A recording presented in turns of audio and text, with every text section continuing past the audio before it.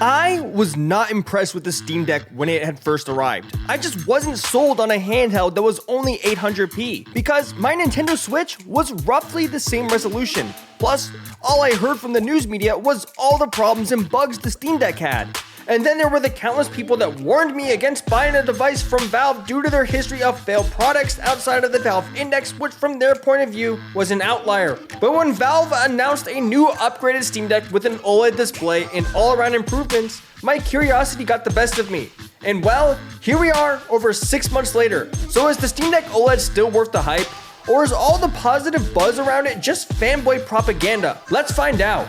One of the first things you will notice about the Steam Deck is the joystick and button placement. It feels so natural to hold it this way, and it really enhances how much your right hand can grip the handheld. This was the most annoying thing about holding the Nintendo Switch, in my opinion, especially because the Switch as a whole is not very ergonomic. But the Steam Deck OLED shape is pretty comfortable to hold, and in fact, it might be the most comfortable handheld I've owned. However, I recognize that it's not perfect for everyone, and we all have different sized and shaped hands, so I advise at least trying one out for yourself. But I personally enjoy holding it. The build quality of the Steam Deck OLED is also decent. The materials feel premium. The joysticks, while not Hall effect, feel very tight and precise. The face buttons feel responsive, and the back buttons are very firm, which could be a good or bad thing depending on the person. But to be honest, I don't love the feeling of the top bumpers, and the plastic does creak a bit in some places, which could be attributed to its more rounded shape. So if those things do bother you, keep that in mind when deciding if you want to get a Steam Deck OLED or not. But the most unique aspect of not just the Steam Deck OLED, but also the Steam Deck LCD is its software. Valve created their own operating system specifically for the Steam Deck called SteamOS. SteamOS works insanely well with the deck's built-in control scheme, touchscreen, and dual trackpads. In fact, the lack of a need for a keyboard and mouse for operating the majority of the device's features is a huge selling point for me, especially when using desktop mode. And if you only play games on Steam, the deck is a great way to organize your entire games library on one device. But what a lot of people don't realize is that you aren't limited to your Steam library. You can also load in Epic Games, Ubisoft, and other launchers onto the Steam Deck. However, it does take some time and effort to install these launchers, so I recommend watching a guide, but it is very doable. If I can do it, so can you.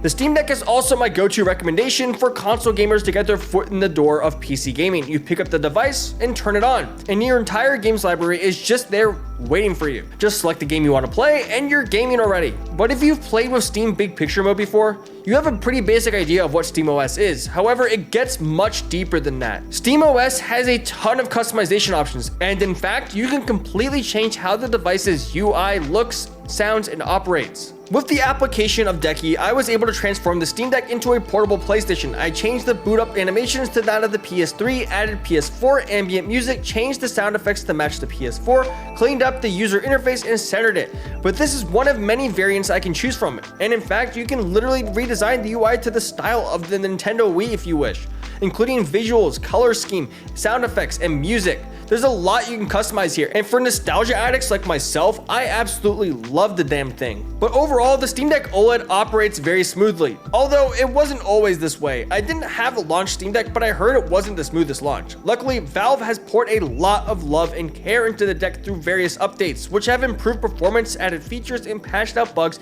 making it an overall much improved device. I'd argue the success of the Steam Deck hinged on Valve's support. Without the copious amount of updates, I'd gamble that the Steam Deck would have flopped, and due to that, we would have never seen the Steam Deck OLED, nor would I be making this video, and you wouldn't be here watching this video and hitting that like and subscribe button. So, thank God we avoided that darker alternate timeline. By the way, did I mention this thing has an OLED display? Well, if you didn't know, the Steam Deck OLED has an 800p, 90Hz, 1000 nits HDR OLED display. And until you see it for yourself, you don't realize how nice this thing actually is. With OLED, each individual pixel is lit on its own, as opposed to IPS and VA panels, which use a backlight or small LED dimming zones. When you can light each individual pixel, it means you can turn them off when an area is colored black, which creates true infinite contrast. Combining that with 1000 nits HDR is where you really start to notice the value of this display. With games that have proper HDR implementation, the highlights pop out at you. The true blacks of the OLED display also make playing horror games that much better looking and immersive. In Resident Evil 4 Remake, you can really appreciate the OLED display as there are a lot of darker scenes which are only lit with a flashlight. You are seeing the horror game as the artist intended, so I consider the Steam Deck OLED to be the definitive handheld to play horror games. The Zotac Zone will be out soon and it also has an OLED display built in, except it will be a 1080p 120Hz 800 nits display as opposed to the 800p 1000 nits 90Hz display on the Steam Deck. But I guess we will have to wait and see how these two panels stack up once I get my hands on a Zotac Zone later this year. The speakers on the Steam Deck OLED are also very good. While not officially licensed as Dolby Atmos, they do a very good job at projecting sound and are very loud and clear. I'm not an audiophile, but they sound pretty good in my ears in just about every game I've played on the Steam Deck OLED. Just have a listen.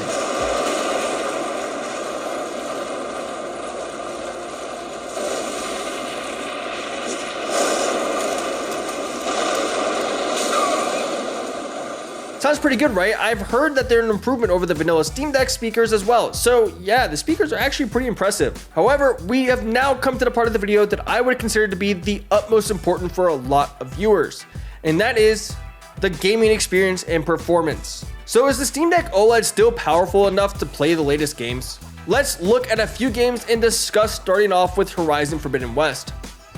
Horizon Forbidden West does run on the Steam Deck OLED surprisingly, although it's not very pretty to look at. The upscalers, even with the latest FSR 3.1 patch, make the game look heavily pixelated in motion. You can see this most clearly on Aloy's glider here.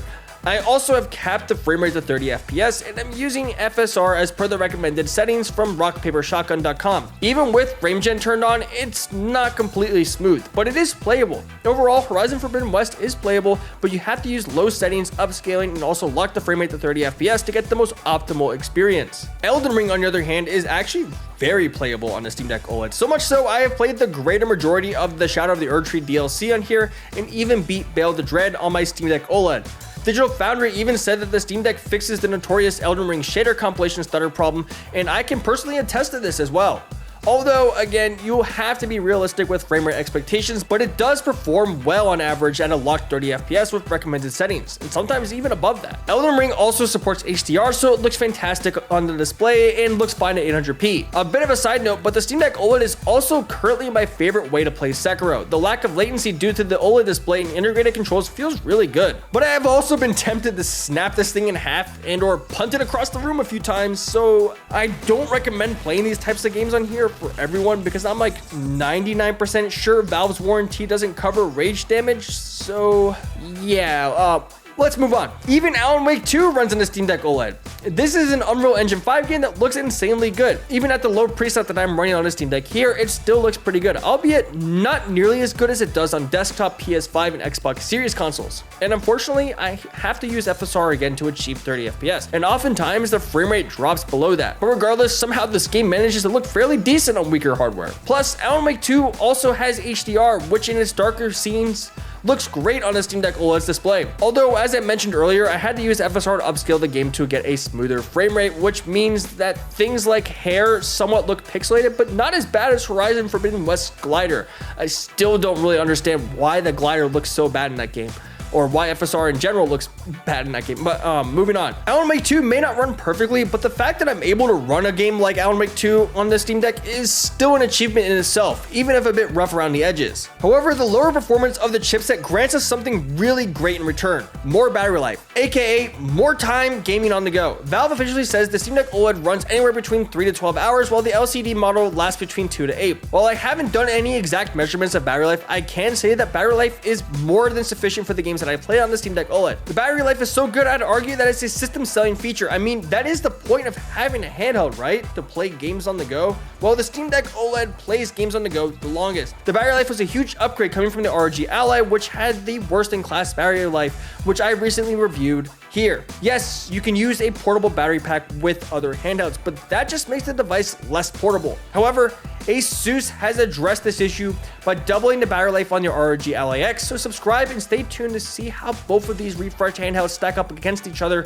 once I get my hands on the ROG Ally X. But if you aren't interested in playing the latest and greatest games, the Steam Deck OLED is also a great option for playing retro games. An application that used to be exclusively available on the Steam Deck called Emulation is a game changer for the handheld. handheld. EmuDeck is a third-party application that allows you to streamline emulation on your Steam Deck. EmuDeck embodies the whole entire appeal of the Steam Deck for me, and that is convenience and lack of frustration. EmuDeck automatically downloads emulators for you, and all you have to do is provide ROMs and firmware in the correct folders. This will enable you to see all your ROMs as games in your Steam library, which is aesthetically pleasing and convenient. They also include automatic control presets for each emulated device, optimized for the deck. Want to play Mario Galaxy 2 on your Steam Deck? Just tap the icon on your display and you are ready to go. The OLED display also makes playing 4x3 games even better, as the black bars on the side of the screen are pure black, as the pixels are completely turned off. But up until this point, we've mostly talked about what I think the Steam Deck OLED does well. But what can Valve do to improve the Steam Deck OLED for a future iteration? Well, obviously, a more powerful chipset would be greatly appreciated. That's a given, of course, but in that case, we would also need a bigger battery as well, which may make the device a bit bulkier and heavier. So I think a balance of efficiency and power would be key here, which is probably why Valve said that they don't have the ability to make a more powerful Steam Deck 2 yet, and we shouldn't expect it until at least late 2025. But something that could be implemented immediately would be a form of auto HDR, so that we can take full advantage of the OLED display in games that don't already support HDR. This is a feature built into Windows, and I know it's not perfect, but it often does look like an improvement in my opinion. Another thing that I figure would be very expensive and difficult to get implemented would be VRR. The reason I don't think the Steam Deck 2 will have VRR is because the new display will likely have to be a 16:10 HDR OLED with VRR and likely a higher resolution, which would be an expensive custom display designed just for the Steam Deck 2. I don't have sales numbers, but Valve would have to feel very confident to get a custom display designed just for the Steam Deck 2 that has all of these features. So adding VRR is a bit of a pipe dream, but nonetheless, something that I hope is still implemented in the Steam Deck 2. Also, a quick side note, a kickstand would be pretty nice. But with all that said, who is the Steam Deck OLED actually for? I think the Steam Deck is for someone who wants to have a streamlined way to play and enjoy their game library with little interruption on the go. That is what the Steam Deck does best, and the OLED model does it even better. There's just nothing else out there that offers the same experience of turning your device on and immediately being able to jump into your games besides the Steam Deck OLED and the Nintendo Switch. It's the perfect gateway for a console gamer to get into PC gaming and start building their Steam library, especially considering how many games come to PC first and console later, as well as being able to play modded versions of games like Black Ops 3 Custom Zombies and the ambitious Dark Souls 3 Archthrones mod. And if you enjoy tinkering with your device, there's also a lot you can do to make your Steam Deck experience even better, like we mentioned earlier. But the OLED model is only for someone who wants the most definitive version of the Steam Deck currently available. If you want to save money and get an almost entirely similar experience, go get a Steam Deck LCD for cheap and then swap in a 1TB SSD. While you may miss out on the extra battery life, a hugely improved display, better speakers, and faster RAM, you will not regret your decision to forego those features if you can better use that money to buy more games for your device instead. But personally, I don't regret opting for the OLED model. Overall, I really do enjoy my Steam Deck OLED because it fulfills most of my needs. Not all, but most. The Steam Deck OLED can play almost all of my Steam library. It's very comfortable for me to hold. It has my favorite display of all of the handhelds I've owned. It has really good battery life, and most importantly, SteamOS removes a lot of the complications that come with PC gaming. But it doesn't have Game Pass. I can't play certain competitive shooter games. 800p can look a little rough, especially after upscaling. And of course, the chipset inside is older and less powerful than the Z1 Extreme, which is found in most of today's Windows handhelds. So it's not a perfect device by any means, but that doesn't make it a bad device either. So to answer the question of whether or not the Steam Deck OLED is still worth the hype, I personally believe it is. For now.